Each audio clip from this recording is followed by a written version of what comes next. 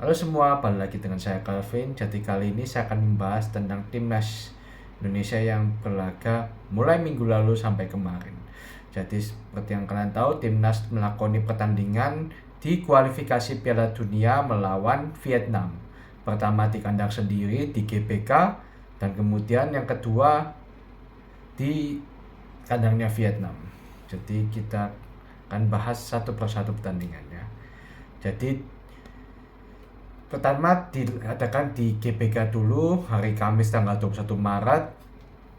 Indonesia menurunkan formasi 4-4-2. Di sini kita lihat ada perbedaan ya pemain dari yang diturunkan pas Piala Asia kemarin. Saya akan bacakan line up-nya. Ini aku lihat di internet karena aku nggak hafal juga. Kiper sudah baru, namanya Adi Satrio. Karena si Hernando waktu itu cedera, jadi diganti lagi, nih kiper baru lagi, Rizky Ridho, Jay Itzes pemain baru naturalisasi, Nathan Cho Aon, susah juga namanya, ini juga naturalisasi juga. Kemudian Justin Hubner ini ya sudah berapa kali diambilan timnas, tapi ya capsnya masih belum. Dia tapi sempat bela pas Piala Asia. Jadi ini termasuk muka agak lama lah. Yakob Sayuri lama, Marcelino Ferdinand muka lama tapi masih muda, masih 19 tahun. Ivan Jenner lama, Witan Sulaiman lama, Rafael Strike lama. Rafael Strike ini lama ya, kok nggak salah, benar ya. Oh ya, dari 2023 lama. Hoki Caraka ini oh ya lama juga. Jadi yang baru ya 3 pemain tadi, si siapa itu, Adi Satrio kipernya, kemudian ada si Jay Itzes sama Nathan Choeon, susah juga namanya ya. Ya oke, jadi kita kalau Vietnam 5-3-2 ya seperti biasa, namanya Nguyen semua. Jadi kita langsung tandingannya. Babak pertama itu timnas sudah kelihatan ya, maksudnya ini perkembangan pesat. Jadi mereka mulai berani menyerang lawan Vietnam. Hampir dapat peluang loh, cuma masalahnya di timnas kita itu lapangannya GBK itu hancur, maksudnya kayak kurang terawat gitu rumputnya jadi menghambat permainan kedua tim. Apalagi Vietnam kesusahan loh, sampai ya aku langsung bilang aja, sepanjang pertandingan ini gak ada shot on target satu kali pun dari Vietnam.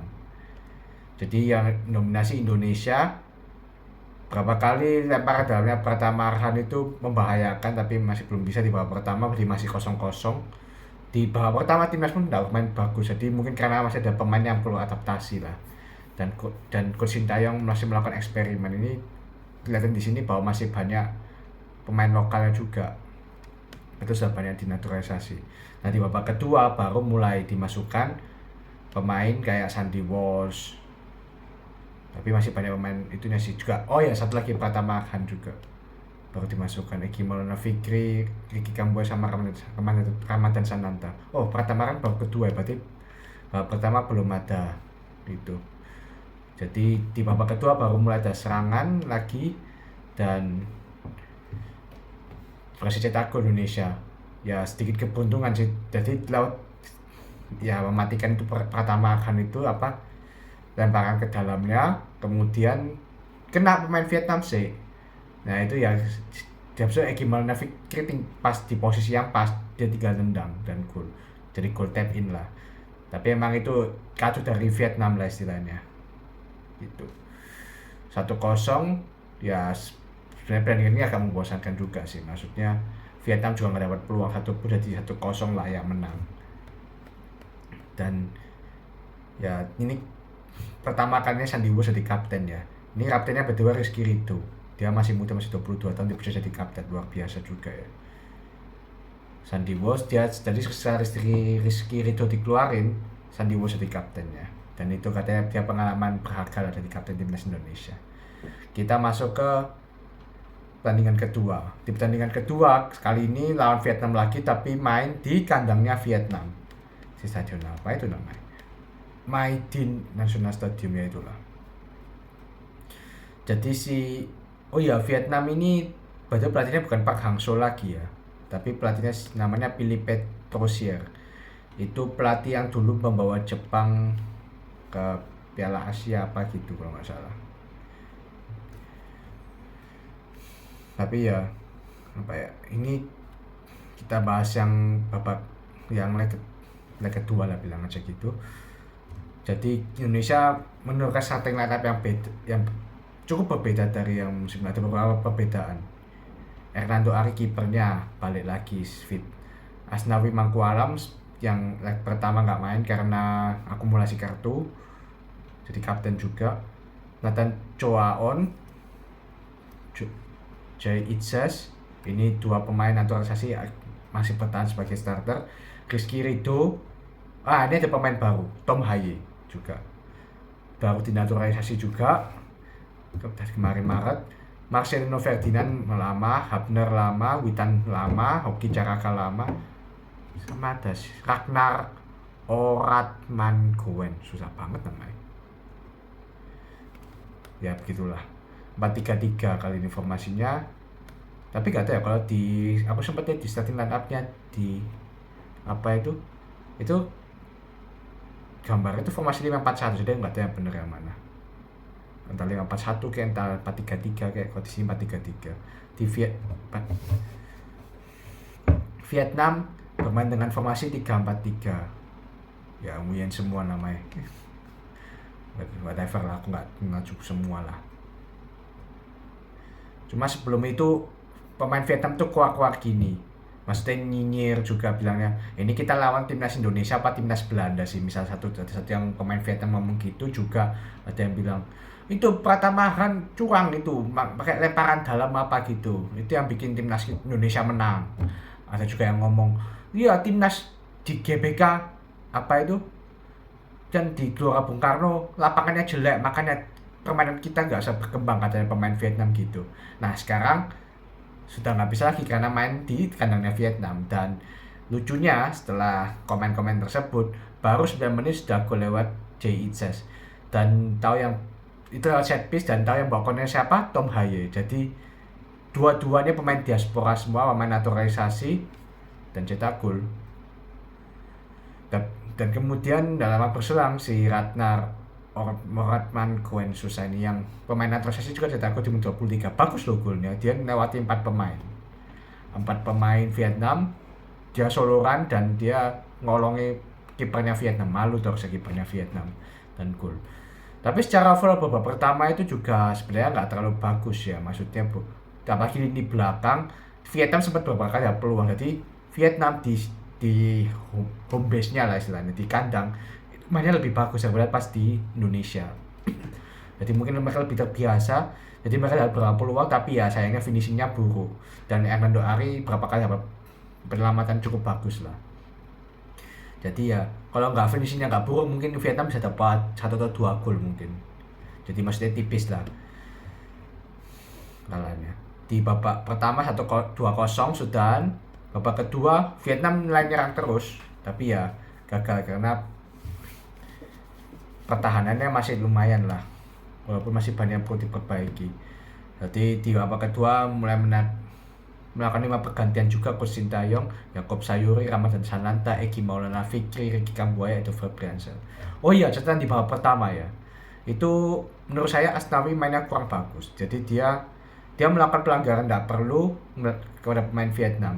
Walaupun pemain Vietnam akhirnya dan juga dikasih kuning karena protes atau apa, sampai wasitnya mungkin bilang saya bosnya, kamu tidak boleh membantah peraturan saya. Jadi akhirnya dikasih kartu kuning dua-duanya. Tapi ya Asnawi itu dia dari samping tackle kena kaki, dan itu agak berbahaya, itu berbahaya karena dia nyentuh kaki dulu baru nyentuh bola. Jadi itu layak kartu kuning, syukurnya nggak kartu merah. Sampai komentator bilang itu tackle yang terlalu keras, komentator sepak bola Indonesia. Jadi ya aku nggak tahu ya, bagaimana Asnawi ini sejak jadi kapten mainnya nggak terlalu bagus. Aku masih ingat dulu pas Piala Asia juga dia berapa kali kehilangan bola lawan siapa gitu, Jepang atau siapa, itu berkali-kali dia kehilangan bola. Jadi ya mungkin masalah mental ya, karena pas dia jadi wakil kapten sebelum itu mainnya cukup bagus. Dia tuh kerja keras, sering dia kan bek kanan tapi sering bantu serangan, jadi bagus. Cuma sekarang agak menurun permainannya. Jadi bagus, babak kedua jadi ganti. Habis itu ya sempat beberapa kali menyerang juga. Tapi ya masalahnya juga, oh ya, aku juga lupa ngomong di leg pertama sama leg kedua Indonesia Vietnam itu pemain lokal kayak Witan Sulaiman, Hoki Caraka, habis itu Marcelino itu juga mainnya Egi Maulana Fikri walaupun dicetak gol, cuma mainnya kurang bagus. Mereka berapa kali kehilangan bola juga, terutama Witan ampun. Tapi ya kalau Egi masih mending karena dia cetak gol di leg pertama gitu. Setelah itu ya Indonesia mendominasi sih, tapi Vietnam juga berapa kali menyerang cukup seru, masih ada peluang untuk Vietnam menyamakan sampai di menit-menit akhir, betul-betul 90+8 itu lini pertahanan Vietnam dikerubung sama pemain Indonesia, ada 4, jadi kena tiang tapi Ramadan Sananta dapat bola muntah pemain super sub dan dia tendang tapping juga dan gol 90+8, dan itu menyelesaikan pertandingan juga. Ya bagus sih ya, karena pemain naturalisasi ini juga main Indonesia jadi lebih bagus juga, dan itu nggak ada salah juga karena memang selama mereka layak main di Indonesia kan main di Indonesia kan nggak masalah. Cuma ya memang masih ada yang perlu diperbaiki juga, terutama lini belakang. Kalau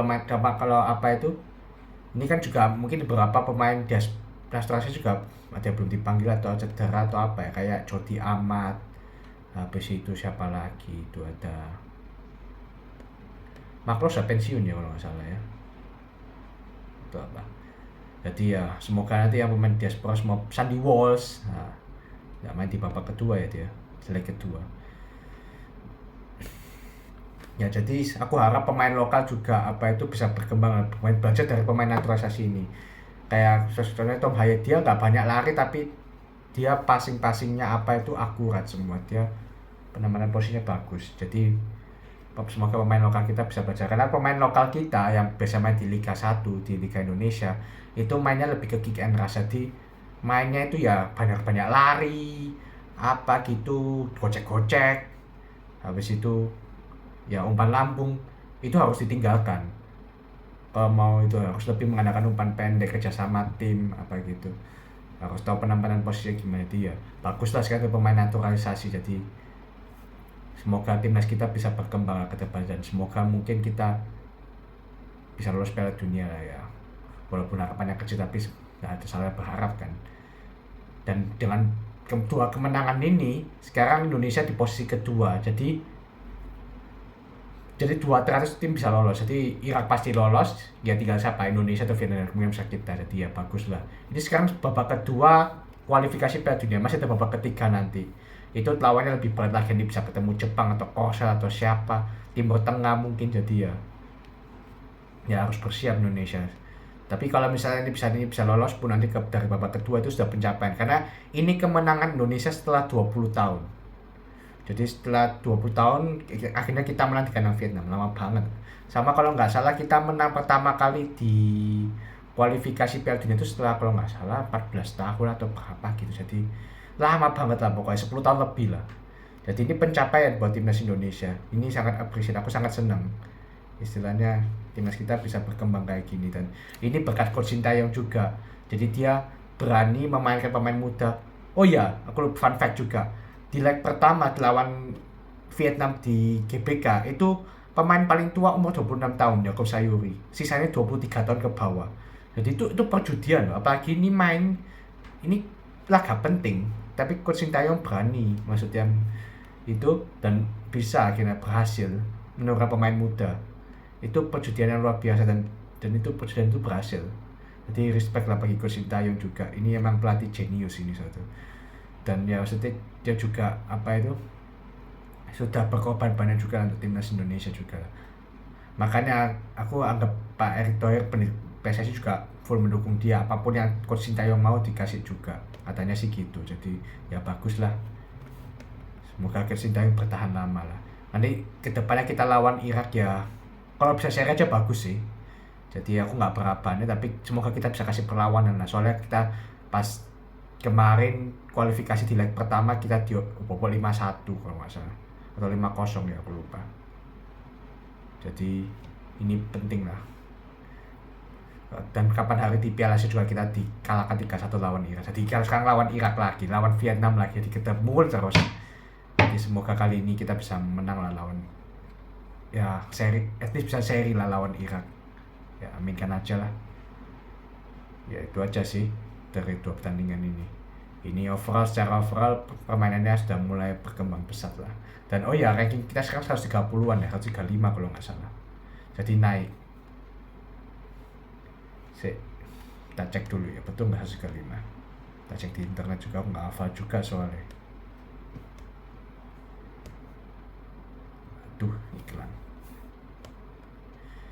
Kita di ranking ke 135. Ya ini pencapaian sih, soalnya aku ingat pas Coach Sintayong baru datang dulu pas setelahnya Coach Simon McManamy, itu peringkat kita 102 loh. Sekarang dalam 4 tahun 135. Ini pencapaian yang luar biasa juga. Jadi ya sudah jauh berkembang lah. Hidup timnas Indonesia. Jadi ya itu juga semoga nggak ada lokal pride lagi, itu nggak penting. Yang penting timnas Indonesia berkembang lah. Gitu aja sih dari saya. Terima kasih sudah menonton.